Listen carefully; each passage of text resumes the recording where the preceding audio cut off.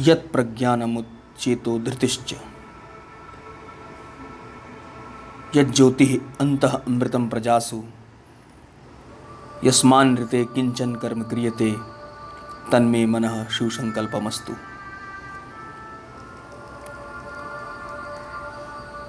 इसका अन्वय देखें। यत् प्रज्ञानम चेतः उत धृति च यत् प्रजासु अंतः अमृतम ज्योतिः यस्मात् ऋते किंचन कर्म न क्रियते तत् में मनः शिव संकल्पमस्तु। अर्थात जो मन प्रखर ज्ञान से संपन्न, चेतना से युक्त एवं धैर्यशील है, जो सभी प्राणियों के अंतःकरण में अमर प्रकाश ज्योति के रूप में स्थित है, जिसके बिना किसी भी कर्म को करना संभव नहीं, ऐसा हमारा मन शुभ संकल्पों से युक्त हो।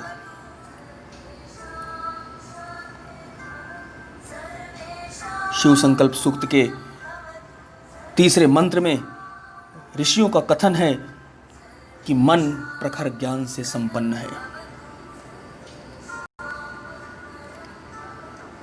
वस्तुतः यह मन ही है जो लौकिक व अलौकिक बातों का ज्ञान रखता है, किसको ग्रहण करना है, किसको त्यागना है, इसका निर्णय लेता है।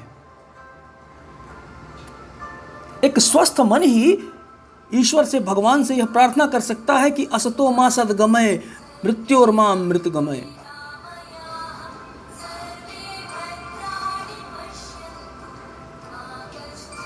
वैदिक ऋषि मंत्रों के दृष्टा होते थे। पंडित श्री राम शर्मा आचार्य का कथन है कि प्रत्येक पदार्थ और विधान के जड़ तथा चेतन दो विभाग होते हैं।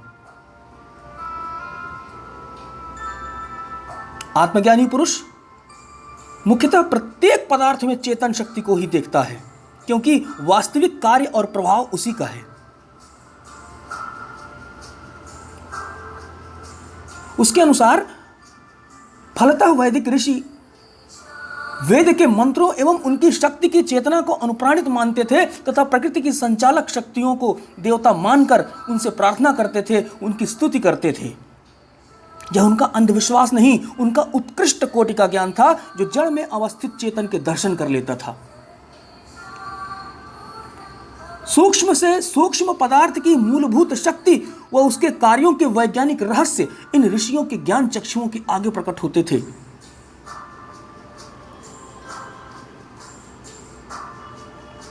उन्होंने स्तुति प्राकृत शक्तियों के स्थूल रूप की नहीं, अपितु उनकी शासक अथवा अधिष्ठात्री चेतन शक्ति की है। वेदों में आध्यात्मिक विषयों का और अथर्ववेद में विभिन्न प्रकार की व्याधियों के निवारण के उपाय, औषधियों और मंत्र तंत्र का विधान है, और इन सब को इसमें देवता माना गया है। इनके मंत्र गूढ़ार्थ लिए हुए हैं, बिना आत्मज्ञान के इन्हें हृदयंगम नहीं किया जा सकता। वस्तुतः पदार्थ में निहित चेतन शक्ति उन्हीं के सम्मुख सक्रिय होती है, जो निर्मल मन से पूरी तरह निजी स्वार्थ से या अन्य मनोविकारों से अलिप्त रहते हैं, तथा जो आत्मवत सर्वभूतेषु के भाव में सब में एक ही चैतन्य शक्ति के दर्शन करते हैं। ऐसे महान ऋषियों के आश्रम के निकट रहने बसने वाले, वहां घूमने वाले हिंसक पशु भी अहिंसक हो जाते थे। वैदिक ऋषि जानते थे कि शरीर की शक्ति से मन की शक्ति अनेक गुना अधिक है। यही कारण है कि इस मंत्र में मन को प्रखर ज्ञान, चेतना व धृति से युक्त कहा गया है।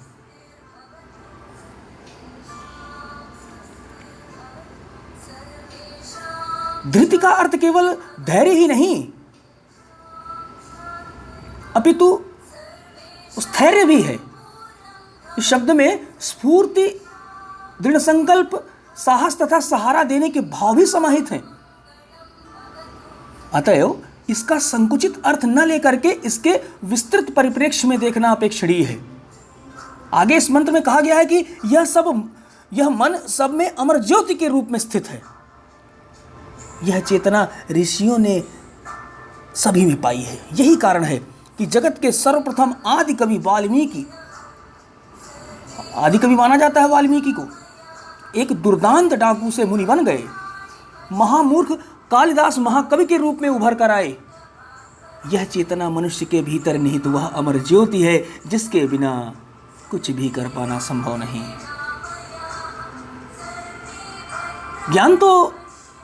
ज्ञान जो सबके भीतर ढका हुआ है वह मन के द्वारा प्रकाशित किए जाने के कारण मन को अमर ज्योति कहा है।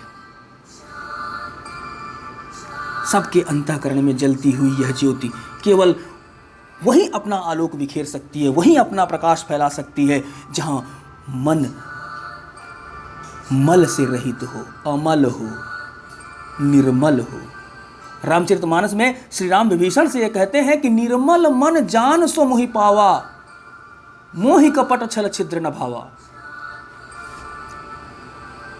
गोस्वामी जी मानस में जानकी से निर्मल मति प्रदान करने की प्रार्थना करते हैं और कहते हैं कि जनक सुता जग जननी जानकी, अतिशय प्रिय करुणा निधान की, ताके जुग पद कमल मनाऊं जासु कृपा निर्मल मति पावूं।